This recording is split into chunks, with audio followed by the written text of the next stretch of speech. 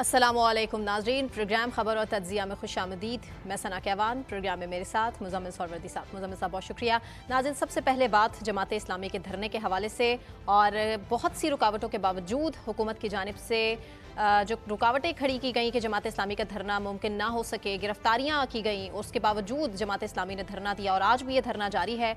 और बिलाखिर वज़ीर दाखिला मोहसिन नकवी की मुलाकात भी हुई है लियाकत बलोच से, और उन्होंने अपने मुतालिबात सामने रख दिए हैं। इसी पर बात करेंगे।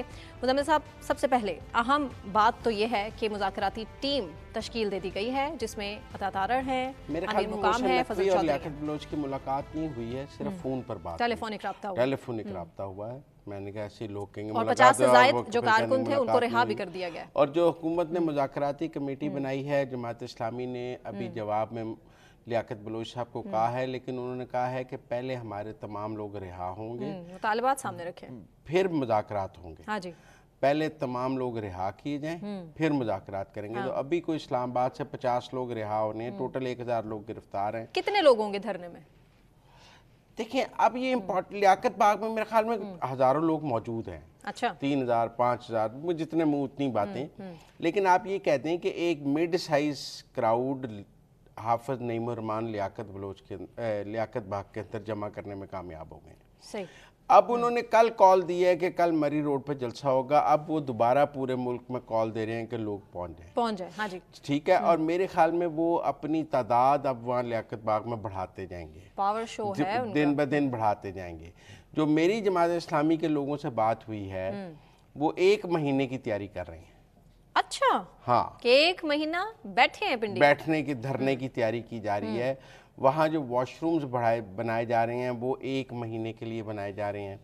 जो खाने पीने का इंतज़ाम किया जा रहा है वो 1 महीने के लिए किया जा रहा है। जो सोने रहने, और ये धरना जो अभी जमात इस्लामी की तैयारी है वो 1 महीने की तैयारी है। हुकूमत कैसे मैनेज करेगी इनको? देखिए ना, अब ये 1 महीना वो लियाकत बाग में ही बैठे रहेंगे, पिंडी में या इस्लामाबाद की तरफ जाएंगे। लेकिन टेक्निकल बात यह है कि वो अपना क्राउड लियाकत बाग में जमा करते जाएंगे। और आज भी बड़ी तादाद में लोग जा रहे हैं और केपी से अब लोग आना शुरू हो जाएंगे। अब सड़कें खुल गई हैं, अब लोग उनके पास ऐड ऑन होना शुरू हो जाएंगे। अब सूरत हाल देखने की ये है कि जमात इस्लामी ने तो धरना सजा लिया है। हाँ जी। क्या पीटीआई इस धरने में शामिल होगी? पीटीआई का दूर दूर तक इनसे ताल्लुक नहीं है। नहीं, देखिए ना, वो हुकूमत के खिलाफ तहरीक चलाना चाहते हैं, वो अदालत के दरवाजे खटखटाते हैं। देखिए ना, अदालत में तो तहरीक नहीं ना चलनी। तो आप मेरी बात समझे। अब गेम प्लान तो ये होना चाहिए पीटीआई का कि वो लियाकत बाग पहुंच जाए जमात इस्लामी के साथ। इसी में बचत है ना। ये जमात इस्लामी वालों के साथ भी आप ज्यादती कर रहे हैं। नहीं, देखे ना जी, साथ साथ उनका असद कैसर, उमर यूब, बैरिस्टर गौहर लियाकत बाग पहुंच जाए और कहें कि हमारे कारकुन भी लियाकत बाग आ जाए। हो सकता है आने वाले टाइम में अगर ताहिरुल कादरी और इमरान खान इकट्ठे धरना दे सकते हैं तो पीटीआई और जमात इस्लामी इकट्ठे धरना क्यों नहीं दे सकते? नून लीग और पीपल्स पार्टी इकट्ठे जलसा कर सकते हैं। लेकिन क्या पीटीआई में इतनी अकल है या पीटीआई इतनी आजाद है? ये दो फर्क बातें हैं। कुछ तो चल रहा है। देखिए, आप मेरी बात सुनिए। इस धरने को 24 घंटे हो गए, पीटीआई की तरफ से खामोशी है। वो इस धरने की ना हिमायत कर रहे हैं ना मुखालफत कर रहे हैं। हालांकि फवाद चौधरी ने कहा है कि ये धरना बड़ी अच्छी चीज़ है और जमात इस्लामी ने शो पुट ऑन किया है, लेकिन तहरीक इंसाफ की तरफ से तो मुकम्मल खामोशी है। देखें, बिजली के बिलों के खिलाफ हो रहा है ये धरना। वो न्यूट्रल की बातें कर रहे हैं, वो फौज को पैगामात भिजवा रहे हैं। पीटीआई वाले तो इस तरफ लगे हुए हैं। हाफिज नईम रहमान ने लियाकत बाग में धरना दिया हुआ है। वो कह रहे हैं आसिम मुनीर साहब न्यूट्रल हो जाएं। वो गंडापुर भी कह रहे हैं कि वो फौज से बातें कर रहे हैं। वो कह रहे हैं कि 500 यूनिट साहब मौजूद हैं, 500 यूनिट तक बिजली जो है वो सस्ती कर दें, आज 50% सस्ती कर दें, स्लैब रेट्स ख़त्म कर दें। वो कह रहे हैं पिंडी न्यूट्रल हो जाए। तो सेक्रेटरी जनरल जमात इस्लामी अमीरुल अजीम साहब ने भी हमें ज्वाइन किया। सर, उनसे ही फिलहाल ताज़ा तरीन सूरत हाल पूछते हैं कि क्या है। सर, आप धरने में मौजूद हैं, कितनी बड़ी तादाद में लोग आपके साथ मौजूद हैं? हुकूमत ने मुज़ाकराती टीम भी बना दी है, आपको लगता है कि धरना खत्म हो जाएगा वक्त से पहले? नहीं जी, धरना खत्म नहीं होगा, धरना तो जारी रहेगा। इस वक्त धरने में कुल लगभग 10,000 के करीब शरीक हैं और मेरा ख्याल है मगरिब की नमाज के बाद जरा और मौसम बेहतर हो जाएगा तो बड़ी तादाद में लोग आएंगे। और कल चूंकि इतवार है जिसमें जलसे के लिए हमने अपील की है। इस्लामाबाद, रावलपिंडी और इर्द गिर्द से आम लोग भी शरीक होंगे तो एक बड़ा फकीदुल मिसाल जलसा होगा। सर आपके कारकुन भी रिहा हुए? अमीरुल साहब वो कह रहे हैं आपने 1 महीने की तैयारी कर ली है, राशन, बाथरूम, सोने का सामान, 1 महीने के लिए कितने लोगों की तैयारी की है? 10,000, 20,000, कितने लोगों के लिए 1 महीना ठहराने की तैयारी है? 10,000 तक जो है ना वो लोग इंशाल्लाह ये रहेंगे हमारे साथ, जो कमिटेड हैं, जो तैयारी करके आ रहे हैं, और जो अभी पूरी तैयारी से नहीं आए उनको भी पैगाम देते हैं कि अब जो आए वो 2 दिन के लिए ना आए, जरा वो लंबे अरसे के लिए आए। अच्छा, नहीं तो ना आए? नहीं आएंगे इसके बावजूद, लेकिन जाहिर है कि जो लोग 1 दिन के लिए आ सकते हैं वो 1 दिन के लिए आए, लेकिन ज्यादा जो बड़ी मुद्दत के लिए ज़हनी तौर पे तैयार होकर और अपना कुछ ना कुछ। आपको क्या लगता है आप क्या टारगेट है, तादाद कहाँ ले जाना चाहते हैं आपकी तंजीमी तौर पे? कितने लोग आप लियाकत बाग में इकट्ठा? मेरा ख्याल है कि हम तंजीमी तौर पे नहीं, हम अवामी तौर पे सोच रहे हैं, चूंकि ये हमारा मसला नहीं है, जमात की तंजीम का मसला नहीं है। हम अपने कोई सीटों के लिए यहाँ पर नहीं आए कि हमारे फॉर्म जो है वो 45, 47 ये इंटरचेंज कर दिए जाएं। हम तो आए हैं अवाम के जो बिलों के मामलात हैं, पाकिस्तान का जो बिजली के बिलों पर बढ़ता हुआ एक बोझ है उसको खत्म कराने के लिए। सर तो गौहर इजाज साहब सुप्रीम कोर्ट जा रहे हैं, जमात इस्लामी साथ सुप्रीम कोर्ट जाएगी आईपीपी के खिलाफ? हमने तो 1 साल पहले सुप्रीम कोर्ट का दरवाजा खटखटाया, आप पे इल्म में हैं, बाखबर हैं आप। हमने सेमिनार भी किए, गवर्नर हाउस पे मुजाहरे भी किए, और जमात के उस वक्त के अमीर सिराजुल हक साहब ने सुप्रीम कोर्ट का दरवाजा खटखटाया। हमारी पिटीशन वहाँ पर मौजूद है। अब अगर कोई नई भी पिटीशन हो रही है तो उसे क्लब होना चाहिए। 1 साल से तो वो पिटीशन जो है वो निकल नहीं रही, उसकी कोई हेयरिंग नहीं हो रही। ये जो आप कह रहे हैं कि आईपीपी जो पाकिस्तानी हैं, ये जलसे में ये जो आईपीपी मालकान की तस्वीरें क्यों नहीं आप लगा रहे जो हमसे पैसे ले रहे हैं? उनकी बड़ी बड़ी तस्वीरें लगाएं ताकि कौम अपने हीरोज को जान सके। कि असल मामला आईपीपी के मालकान का नहीं है, वो तो जब हमें करना हुआ तो आईपीपी के जो प्लांट है उनके बाहर भी धरने भी होंगे, अवामी अदालतें भी लगेंगी। इस वक्त तो मसला है हुकूमत अरबाब इख्तियार का। कुछ लोगों के फ्रंटमैन है और कुछ लोगों ने इसमें किक बैक्स जो है ना वो खाए, और अभी भी खाते हैं। जब इनको कैपेसिटी सरचार्ज दिया जाता है, एडवांस में पेमेंट करते हैं, कई जो है वो पैसे ज्यादा लेकर जा चुके हुए हैं। ये जाहिर है कि किसी न किसी जोड़ गठजोड़ के साथ ही होता है। बहती गंगा में हर कोई हाथ जो है ना वो धो रहा है। ठीक है अमीरुल अजीम साहब, पीटीआई भी एहतजाज की कॉल देने वाली है, आपको लगता है कि पीटीआई आपको ज्वाइन कर सकते हैं? मेरा ख्याल है वो कभी भी नहीं हमें ज्वाइन करेंगे। बाहर पार्टी के अपने मफाद, अपने मकासद, और बहुत सारी पार्टियां जो समझती हैं कि जमात इस्लामी की एक मुखलिस लोगों की जमात है, कोई दाग धब्बा नहीं है, अवामी सतह पे इन्हें आगे बढ़ने का मौका मिलेगा तो पता नहीं हमारी जो है ना वो कोई कमी आ जाएगी। हसद रकाबत हर एक के साथ होता है, ये सिर्फ उनका नहीं है।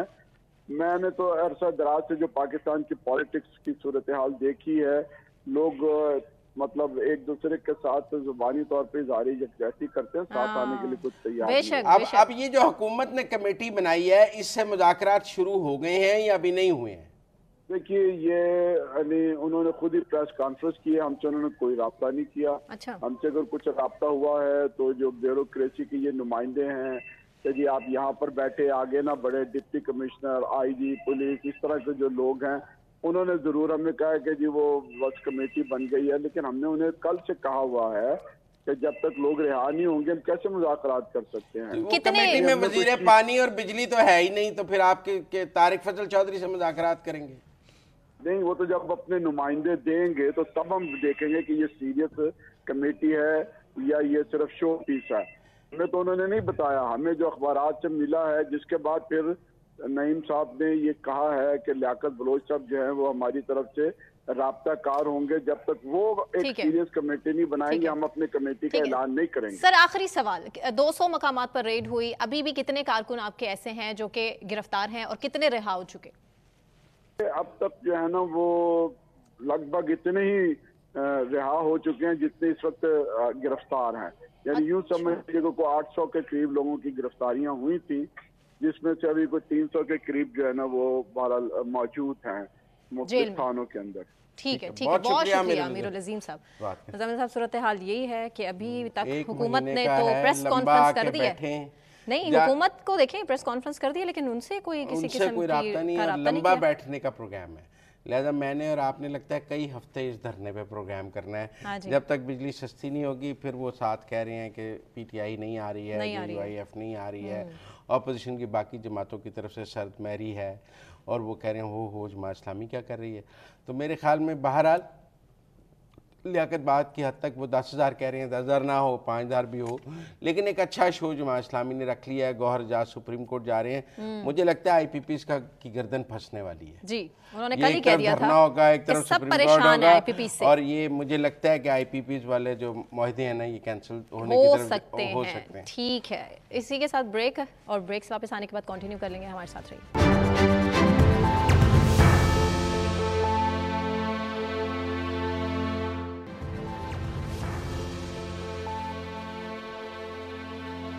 वेलकम बैक नाज़रीन। और अब बात अडयाला जेल से इमरान खान का अहम पैगाम सामने आने के बाद मुसद्दिक मलिक की जानिब से इंतहाई तनकीद का निशाना बनाया गया है इमरान खान को।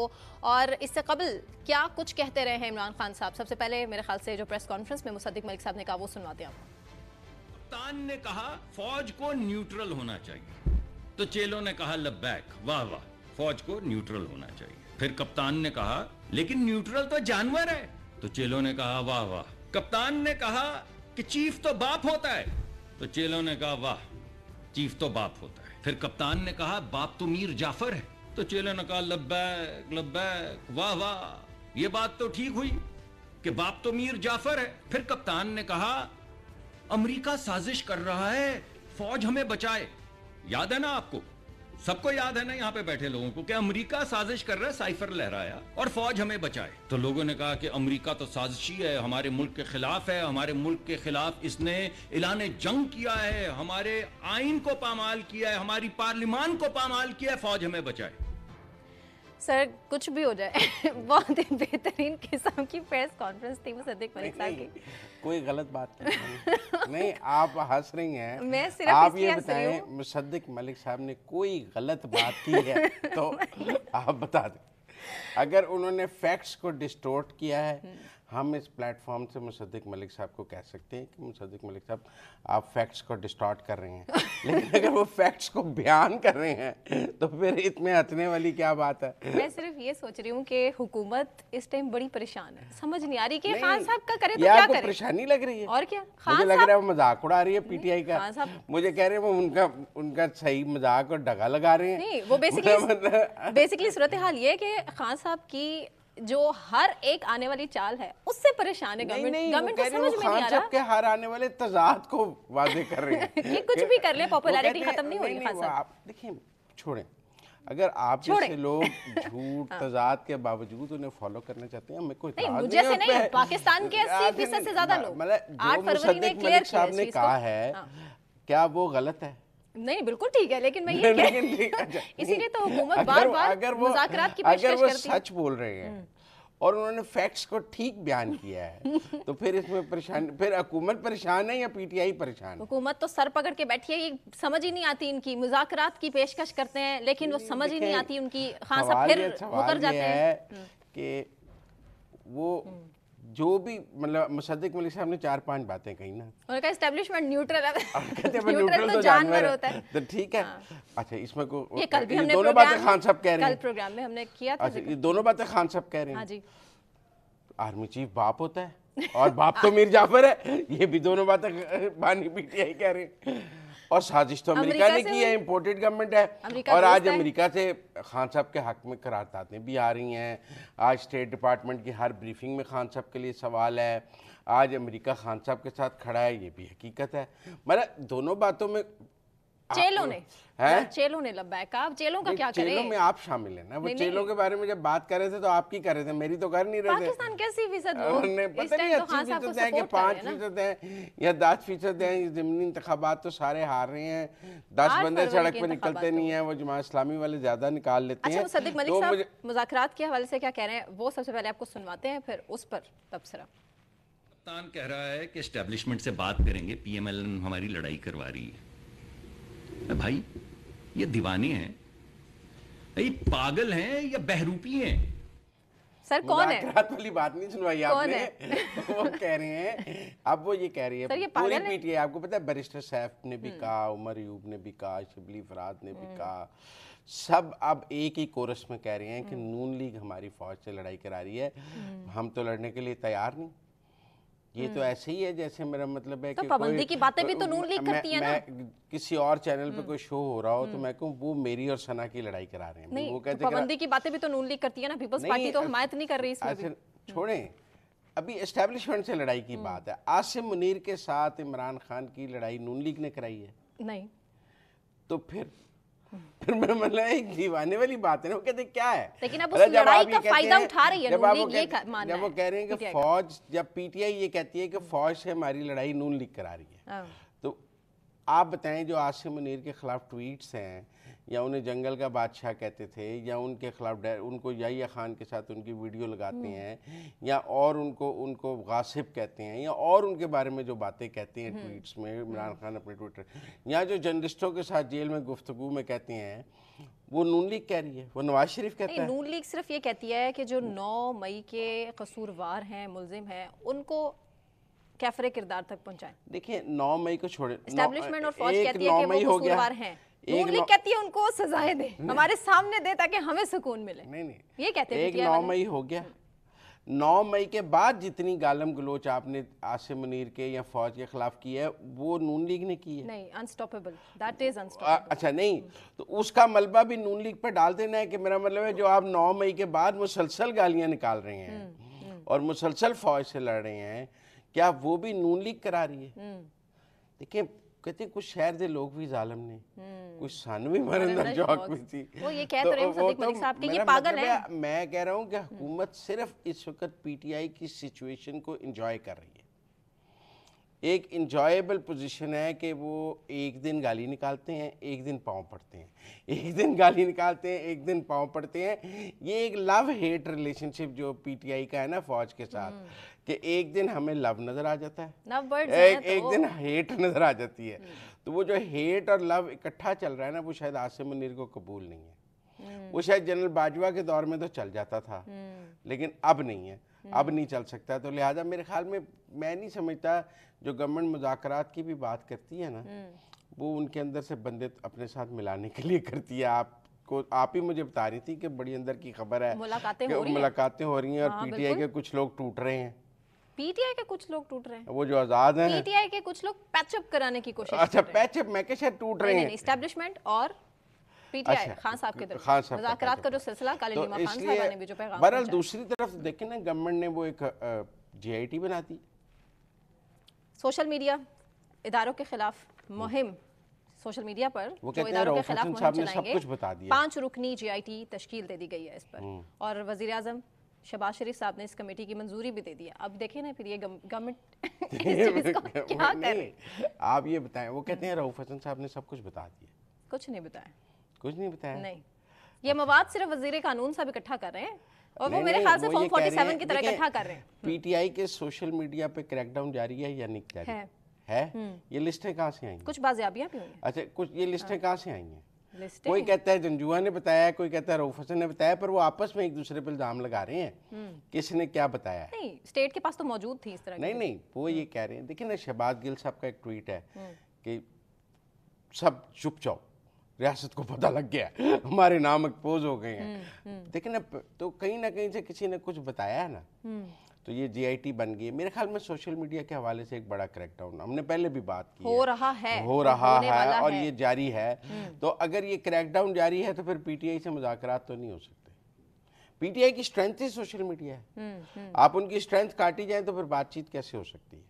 कभी स्ट्रेंथ अलीम खान साहब थे, कभी स्ट्रेंथ जहांगीर तरीन थे, कभी स्ट्रेंथ परवेज़ खटक साहब थे, कभी पार्टी को बिल्कुल ख़त्म कर दें, इमरान खान से इन सबको दूर कर दें तो स्ट्रेंथ ख़त्म हो जाएगी, बल्ले का निशान छीन लें तो स्ट्रेंथ ख़त्म हो जाएगी, इमरान खान को कैद कर लें तो स्ट्रेंथ ख़त्म हो जाएगी, इलेक्शन नहीं करा सकते जब तक जेल में ना जाएं। तो ये तो सब कुछ करके देख लिया ना स्टेट ने, तो अब और कितना उसके सोशल मीडिया नतायज बैन आए ना। करेंगे? आज हुकूमत तो नहीं है ना इमरान खान की, अगर ये सब कुछ ना करते तो उनकी हुकूमत होती ना आज। ये सब एक कामयाब ऑपरेशन था और इसके नतीजे में आज पीटीआई की गवर्नमेंट नहीं है मरकज में, पंजाब में। तो आप इस सब का आप ये सब कैसे कह सकते हैं कि इसके फ़वाइद नहीं हुए? आज पंजाब में पीटीआई लीडरलेस है। आप बताएं पीटीआई का पंजाब में कोई लीडर है? मतलब नहीं मौजूद हैं। और जिन अलीम खान और जहांगीर तरीन और इन सब की आपने बात की है, एक स्टेज पे पीटीआई को उन्होंने बहुत फंड किया, ये बात गलत है। एटीएम्स थी, ये एटीएम्स थे, तो मेरा मतलब है नहीं। तो अलीम खान साहब ने वैसे एक इंटरव्यू में कहा है कि नहीं, मैंने कभी इनको जाती खर्च के लिए कभी भी कुछ खर्च नहीं किया, सिवाय जलसे उनके जो जुलूस थे तो वो भी तो पार्टी पे पैसे खर्चे हैं ना उन्होंने, पॉलिटिकल फंडिंग तो की है ना। तो मेरा मतलब है कि बहरहाल सोशल मीडिया का जो क्रैकडाउन है, मैंने आपको एक दिन पहले भी कहा कि रियासत इनको अब बानी एमक्यूएम के नज़र से देख रही है, तनाजुर में देख रही है। एमक्यूएम लंदन के तनाजुर में देख रही है कि जैसे वो कराची को हाईजैक कर लेते थे, जैसे वो वहाँ से सब कुछ, तो वो कहते हैं वो भी बहुत पॉपुलर थे और रियासत ने उनके साथ निपटा। अब ये भी बहुत पॉपुलर हैं तो इनसे भी निपट। उनकी पार्टी तो फाशिस्ट पार्टी थी, इनकी क्या है? ये कम फाशिस्ट है, भुगत रहे हैं, ये कम तो मारे खा रहे हैं। इनके दौर में कम फाशिज्म हुआ है क्या? हैं? क्या नहीं हुआ? बोरी बंद लाशें तो नहीं मिली ना, भत्ताखोरी तो नहीं की ना, लेकिन तो सारी ऑपोजिशन वो वाशिंगटन में खड़े होकर कहते थे, उसने कहा मुझे गिरफ्तार कर लो शाहिद खाकान ने, तो हमने कहा कर लो। कभी कोई प्राइम मिनिस्टर ऐसे कहता है? मतलब फिर तो नैब की सारी न्यूट्रलिटी गैर जानबदारी खत्म हो गई थी ना जब वाशिंगटन में उन्होंने ये कहा कि शाहिद खाकान ने कहा मुझे गिरफ्तार करना है तो कर लो, तो मैंने कहा कर लो। तो ये फाशिज्म नहीं है। नहीं, ये फैशिज्म नहीं है जब प्राइम मिनिस्टर को किसी की गुफ्तगू टीवी पे की हुई अच्छी ना लगे और वो उसकी गिरफ्तारी का ऑर्डर दे दे, इसको फैशिज्म कहते हैं या नहीं कहते हैं? नून लीग ने ऐसा नहीं किया। किसको गिरफ्तार किया? सनम जावेद। 9 मई के बाद से पहले अभी भी तो देखे ना, मरियम नवाज साहिबा की बल्कि आपके नून लीग के दौर में तो रिहा हो गई। उन्होंने तकरीर में कहा नहीं वो कहते हैं बेचारी 2 साल से, लेकिन वो 9 मई को गिरफ्तार हुई। वो तो कहती नहीं है, एक मिनट, कि पुलिस कहती है कि सीएम पंजाब की वजह से 9 मई को गिरफ्तार हुई। 9 मई को गिरफ्तार हुई। उस वक्त वजीर आला कौन थे? रिहाई मुमकिन कैसे नहीं? उस वक्त वजीर आला कौन थे? 9 मई को इंटरिम थे, ऑब्वियसली इंटरिम, नून लीग की गवर्नमेंट तो नहीं थी।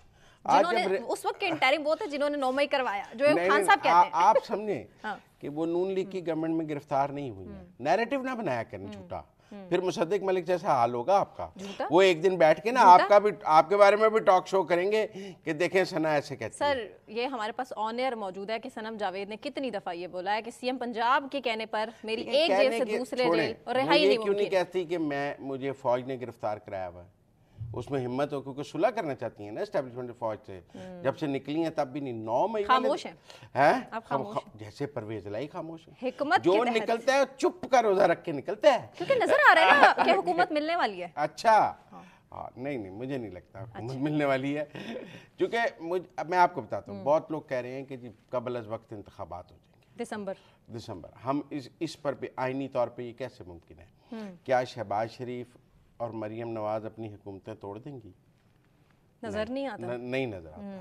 क्या सिंध में मुराद अली शाह अपनी हुकूमत तोड़ देंगे? ऑफ कोर्स नहीं। क्या सरफराज बुख्ती बलूचिस्तान तोड़ देंगे? और जो केपी गंडापुर है वो भी नहीं तोड़ेंगे, उन्होंने पहले तोड़, क्योंकि बाकी नहीं तोड़े होंगे तो वो क्यों तोड़ेंगे? अनप्रेडिक्टेबल है पाकिस्तान की पॉलिटिक्स। एक केपी के अलावा तो कोई गवर्नमेंट पीटीआई के पास नहीं है ना जो वो तोड़ दें। अब सिनेरियो ये है कि अगर जुडिशरी जो है वो पीटीआई को सारी सीटें दे दे और पीटीआई की गवर्नमेंट बन जाए हैं, तो क्या फिर पीटीआई असेंबलियां तोड़ देगी? ये ट्राइब्यूनल्स का फैसला आ जाए। मतलब अब एक सिनेरियो है ना कि तो क्या जब पीटीआई को सब सीटें मिल जाएंगी तो वो हुकूमत तोड़ देगी, असेंबलियां तोड़ देगी? नहीं, तो हुकूमत मिल गई ना।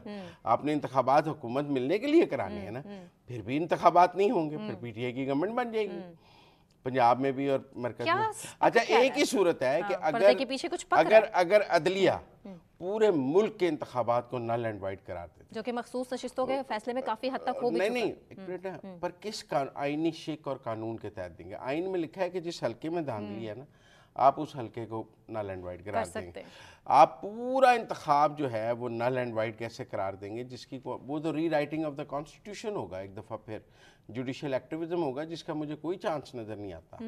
वैसे भी मंगल को कौमी असम्बली का इजलास बुला लिया गया है गैर मुतवक्के तौर पे और अनस्केड्यूल्ड मखसूस नशिस्तों पर। वहाँ मुझे लगता है मैदान सजने लगा है अच्छा। ये घोड़ा और घोड़े का मैदान है, कौमी असेंबली से जवाब आएगा उसका, और हमें ये धमाका खेज इजलास होगा मंगल वाले दिन, और उसमें मुझे लगता है कि आपको अदलिया और पार्लिमान की महाजराई जो है वो बहुत पीक पे नजर आएगी। अच्छा, हाँ, मंगल वाले इजलास में हो सकता है, मुझे पूरा नजर आ रहा है। और एक और बात भी, मतलब ये मैं नहीं समझता कि चूंकि अगर मखसूस नशिस्तों के फैसले पे अमल दरामद नहीं होना तो पार्लिमान की मदद तो चाहिए होगी ना। तो पार्लिमान का इजलास बुला लिया क्या है, पार्लिमान की मदद ली जाएगी, मैदान सज जाएगा। अब एक तरफ जुडिशरी होगी, एक तरफ पार्लिमान होगी। जब 14 मई को पंजाब के इंतखाबात कराने का हुक्म दिया गया था तब भी वो इंतखाब पार्लिमान ने रोके थे ना, कोई हुकूमत ने तो नहीं रोके थे। और पार्लिमान तो फिर बालादस्त है, वो तो अदलिया से ऊपर है। ये फैसला हो सकता है, इसका मतलब क्या नल एंड वॉइड? देखिए, पार्लियामान खड़ी हो जाएगी ना, करारदाद कर ले कैसे कि जी ये सीटें ना दी जाए, तो फिर पार्लियामान और अदलिया की महाजराई तो पूरी पार्लियामान तो तौहीन अदालत कैसे चल रही है, महाजराई चल रही है, चलेगी। और मेरे ख्याल में आपको अगले नेक्स्ट वीक जब मैं और आप शो कर रहे होंगे तो सिनेरियो कुछ और होगा, महाजराई बहुत तेज और बहुत अरूज पे नजर आएगी। अच्छा, हाँ, बहुत कुछ बदल जाएगा, दर्जा हरारत बहुत गर्म हो जाएगा। 30 जुलाई का जो आप हंस नहीं रही होंगी, आप बहुत संजीदा होंगी इस वक्त। ठीक है, ब्रेक पर जाते हैं, ब्रेक से वापस आने के बाद कंटिन्यू करेंगे, हमारे साथ रहिए।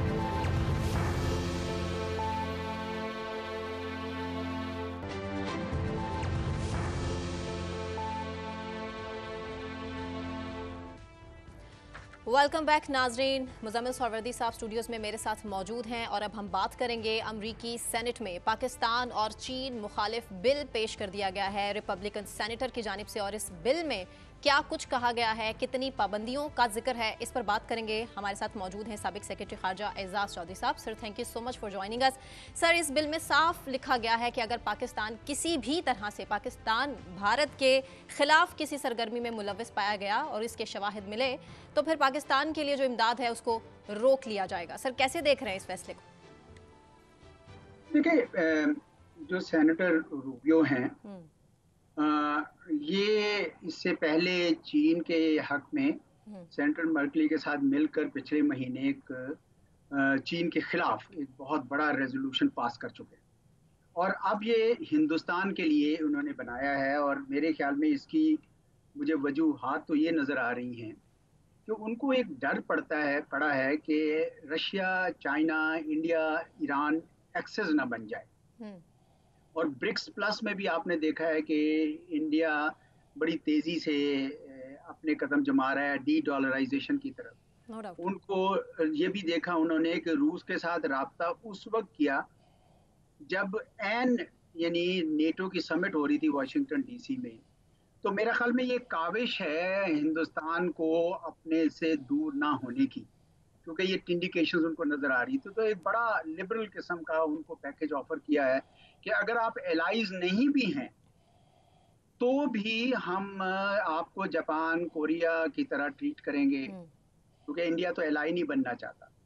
और साथ में उन्होंने कहा कि आपकी जो टेरिटोरियल इंटेग्रिटी है, मीन्स के चीन के खिलाफ अगर कोई चीन की तरफ से अगर कोई मसला होता है, बॉर्डर इश्यूज हैं, लेकिन साथ ही साथ एक हल्का सा ये भी है क्योंकि हिंदुस्तान अक्सर कहता है कि गिलगित बल्तिस्तान में से जो सीपेक गुजर रहा है ये भी उनकी खिलाफ वर्जी है। वो एक मानने वाली बात तो नहीं है, लेकिन बहरहाल वो अपनी तरफ से ये केस बनाते हैं, तो वो भी पहले उसमें है। लेकिन सबसे संजीदा बात वही है जो आपने फरमाई है, वो ये है कि अगर हिंदुस्तान के अंदर कोई किसी किस्म की पाकिस्तान की तरफ से दहशतगर्दी की जाती है, जो इंडिया क्लेम करता है, तो उसके ऊपर हम पाकिस्तान के साथ सिक्योरिटी असिस्टेंस बढ़ा देंगे। चलें इसी पे फोकस करते हैं। देखिए, fact of the matter is कि कोई इस वक्त हिंदुस्तान में दहशतगर्दी नहीं हो रही, सिवाय इसके कि कश्मीर में अभी भी शोरश है, तो जम्मू में आपको कुछ नजर आगे वाकयात, वरना बिल अमूम हिंदुस्तान में कोई इस तरह की दहशतगर्दी नहीं है। जबकि असल दहशतगर्दी जो है वो पाकिस्तान में हो रही है और डायरेक्ट हिंदुस्तान की तरफ से हो रही है, स्टेट ऑपरेटिव्स भी कर रहे हैं, अफगानिस्तान के रास्ते भी हो रही है। तो इस वजह से ये कोई बात बनती नजर नहीं आती। एजाज चौधरी साहब, वो बात अपनी जगह है। मैं ये जानना चाह रहा हूँ कि ये बिल अगर पास होता है और इंडिया अपना कोई एक वाकया जो इंडिया में होता है, मकबूजा कश्मीर में हो या इंडिया के अंदर कहीं भी हो, टेररिज्म का, उस पर पाकिस्तान को एलेज करता है, तो क्या इंडिया के एलेज करने पर वो हमारी सिक्योरिटी असिस्टेंस रोक देंगे, या उसकी इन्वेस्टिगेशन का कोई मैकेनिज्म भी होगा कि इंडिया के हर इल्ज़ाम के बाद अमेरिका हमारे ऊपर तफ्तीश करने खड़ा हो जाएगा? देखिए, ये याद रखिए कि हर चीज जो कांग्रेस कहती है जरूरी नहीं है कि वो उनकी एग्जेक्टिव मान ले, क्योंकि उनकी एग्जेक्टिव को ये बड़ी तशवीश लाहक है कि अगर हमने पाकिस्तान को जरूरत से ज्यादा पीछे धकेला तो वो चीन के कैंप में चला जाएगा। कांग्रेस में तो ऑलरेडी ये इंप्रेशन है कि पाकिस्तान चीन के कैंप में है, लेकिन एग्जेक्टिव ऐसा नहीं समझती, वो बैलेंसिंग करना जानते हैं। इसलिए मेरा नहीं ख्याल कि वो एकदम से ये उस पर अमल दरामद करेंगे। अव्वल तो अभी रेजोल्यूशन इंट्रोड्यूस हुआ है, अभी ये मुख्तलिफ तहों में जाएगा, जब तक ये सेनेट से पास होगा और फिर उसके बाद हाउस से पास होगा तो इसकी क्या शक्ल निकलेगी हम कह नहीं सकते। तो ये इफ जो है वो इतना छोटा इफ नहीं है। दूसरी बात यह है कि अमेरिका की सिक्योरिटी असिस्टेंस इस वक्त बहुत ही कम रह गई है पाकिस्तान के लिए, और अगर कोई उसमें उम्मीद थी तो वो सिर्फ ये थी कि जब अफगानिस्तान में दोबारा चूंकि दहशतगर्दी सर उठा रही है तो मुमकिन है कि अमेरिका की सिक्योरिटी असिस्टेंस आए, और अगर वो नहीं करते हैं तो शायद चीन के साथ ज्यादा बढ़ जाए। इसलिए मेरा नहीं ख्याल कि इस रेजोल्यूशन से हमें एकदम से इतना घबराना चाहिए। और तीसरी बात मैं ये कहूंगा कि ऐसी जो असिस्टेंस है, जिस किस्म की वो असिस्टेंस की हमारे साथ बात करते हैं, वो असिस्टेंस ने पाकिस्तान की कोई खास मदद या कोई हमें कैपेसिटी बिल्ड नहीं हुई है उसकी, बल्कि हमें, आपको पता है कि जिस किस्म की भी इमदाद आती है उसकी एक एडिक्शन पैदा हो जाती है, एक लत सी पड़ जाती है, और फिर हम आप काम करने छोड़ देते हैं। और जब 1990 में हम पे सैंक्शंस लगी थी प्रेसिडेंट अमेंडमेंट की, तो तभी हमने न्यूक्लियर एक्सप्लोजन्स भी किए थे, JF-17 भी बनाया था अपने ऊपर, अपने कदमों पर खड़े होने करके। इसलिए इस रेजोल्यूशन के इंट्रोड्यूस होने में ज्यादा से ज्यादा हिंदुस्तान की जो अमेरिकन कम्युनिटी है वो कोशिश करती है कि इसमें डाल दिया जाए, लेकिन अमेरिकन एग्जीक्यूटिव अपने इंटरेस्ट को वॉच करती है। इससे ज्यादा गम हमें करने की जरूरत नहीं है। हाँ, अपने तौर पर अगर आपने कुछ करना है तो ऑफ कोर्स दहशतगर्दी हमारे लिए एक सीरियस मसला है, हम उस पे काम करते हैं। एजाज साहब, दीज आर डिप्लोमेटिक फेलियर्स, हम ये नहीं कह सकते। अब पिछली जो कांग्रेस वाली करारदाद थी, हमने उसके बाद अब अनसेरेमोनियली अपने एम्बेसडर को रिमूव किया है अमेरिका से, कि वो क्या कर रहा था उसको नहीं पता था और हमारी डिप्लोमेसी कहाँ थी। जब इस तरह के बिल्स मूव होते हैं तो हम इसको अपना डिप्लोमेटिक फेलियर क्यों नहीं समझते हैं कि हमारी कोई लॉबिंग नहीं है। हम ये कह देते हैं कि अमेरिका की जो इंडियन डायस्पोरा है वो कर रहा है, या हम कह देते हैं PTI का जो ओवरसीज विंग है उसने कर लिया। ये सब रियासतें पाकिस्तान और हमारी डिप्लोमेसी से मजबूत है। नहीं, मैं आपको कहूं कि ये बात आपकी दुरुस्त है कि हमारी लॉबिंग कमजोर है। हिंदुस्तान ने बड़े स्ट्रॉन्ग लॉबिस्ट वहां ले रखे हैं और हम प्रोक्रेस्टिनेट करते रहे, लॉबिंग नहीं हमने उस तरीके से ली। हमारे जब हुक्मरान आए भी तो उन्होंने अपनी पार्टी के लिए या अपनी जात के लिए लॉबिंग ली, वरना नहीं करते, इसमें कोई शक नहीं। और अमेरिका में लॉबिंग बड़ी मुतासर करती है। लेकिन मैं आपको ये बात बताऊं कि इसको मैं डिप्लोमेटिक फेलियर इसलिए नहीं कहता कि इसमें आप लोग विच हंटिंग करने लग जाते हैं, जो शायद दुरुस्त नहीं है। ना ही हमारा सफीर इस वजह से वहां पे से लौटा कि वो करारदाद पास हो गई, वो उस वक्त उसकी टर्म पूरी थी, वो आ रहा था। आपको ब्रॉडर डायनेमिक देखना पड़ेगा, क्योंकि अमेरिका अपने इंटरेस्ट फॉलो करता है। जब तक हम अमेरिका के दोस्त थे 1980 की दहाई में, तो वो आपके एटॉमिक वेपन्स प्रोग्राम के ऊपर भी खामोश रहे। That's how it happens. आज उनको हिंदुस्तान की जरूरत है चीन के खिलाफ, वो उनके लिए सबसे बड़ा दर्द सर है चीन के साथ जो मुकाबला है। इसलिए वो हिंदुस्तान की तमाम कोताहियां, तमाम हर चीज नजरअंदाज करने को तैयार हैं, और पाकिस्तान उनको बिल्कुल नहीं भाता। उनके ख्याल में पाकिस्तान चीन का दोस्त बन चुका है, पाकिस्तान हिंदुस्तान को रोकने की कोशिश करता है और उनको वो काम नहीं करने दे रहा जो वो उसको करना चाहिए। इस वजह से ये ब्रॉडर डायनामिक है जिस पे ये सब काम होता है। ये बिल्कुल एक ये नहीं कि आप जाके अच्छी अंग्रेजी बोल लेंगे तो एकदम से आप हालात बदल देंगे, ऐसा होता नहीं है। कंट्रीज अपने इंटरेस्ट को, ब्रॉडर स्ट्रेटेजिक इंटरेस्ट को उस तरीके से तरतीब दे। अब इसमें जो मैं देख रहा हूँ काटसा से वेवर भी है, और काटसा ये है कि आप अगर रूस से हथियार खरीदें, बड़े हथियार खरीदें, हार्डवेयर खरीदें, तो अमेरिका कहता है कि जो रूस के साथ से असले की ट्रेडिंग करेगा, बड़े असले की, उस पर अमेरिका उसको असला या उस पर सैंक्शंस लगाएगा। लेकिन इस बिल के मुताबिक भारत को रूस से असला खरीदने की भी इजाज़त होगी और अमेरिका से भी होगी, दोनों तरफ से होगी। जी बिल्कुल है। देखें ना, मैंने आप उसी की तस्दीक कर रहे हैं जो मैंने अभी मुशाहिदा दिया कि जब हम तक अमेरिका के लिए अफगान जंग में रहे तो ना साइमंगटन अमेंडमेंट हम पे लगी, ना ग्लेन लगी, ना प्रेस्टन लगी। लेकिन जैसे ही अमेरिका का मतलब पूरा हो तो हम पे प्रेशर अमेंडमेंट लग गई। तो ये आज हिंदुस्तान की जरूरत है, इसलिए वो रशिया से, बावजूद इसके कि रशिया के साथ एक बहुत बड़ी जंग लग रही है, अमेरिका नहीं चाहता कि उस एक्सेस में हिंदुस्तान को धकेल दे जो बड़ी तेजी से बन रहा है, जिसमें रशिया, चाइना, बल्कि मिडल ईस्ट के दो तीन चार मुल्क भी उसमें शामिल हो गए ब्रिक्स प्लस के हवाले से। तो इस वजह से ये वो अपने मतलब की खातर, वो हिंदुस्तान की मोहब्बत में नहीं, अपने मतलब की खातर ये काम कर रहे हैं और ये करते रहे, ये उनकी सरिश्त रही है। इस वजह से आज यही माहौल है जिसमें वो कर रहे हैं और शायद करते रहेंगे। नहीं, पर हमने अफगान वॉर के दौरान भी देखा 9/11 के फौरन बाद कि सिविल न्यूक्लियर का मुआहिदा उन्होंने हमारे साथ नहीं किया था, उन्होंने इंडिया के साथ किया था। उस वक्त जब हम मेजर अलाई थे और 9/11 के बाद उनकी जो लड़ाई अफगानिस्तान वाली थी वो हम फ्रंट फुट पे लड़े थे, हमें वो फ्रंट अलाई अपना कहते थे 9/11 के बाद।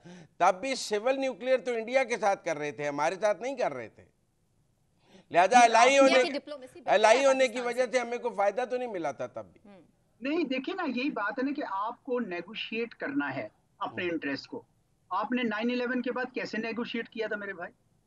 आपने तो एकदम से एक कहा, हमें खबर आई कि डिक्टेटर थे, मिलिट्री डिक्टेटर, उन्होंने मान लिया फौरी तौर पर। Is that how you negotiate? आपकी सारी नेगोशिएशन तमाम मुल्कों के साथ आप हिसाब लगा ले किस किस्म की है।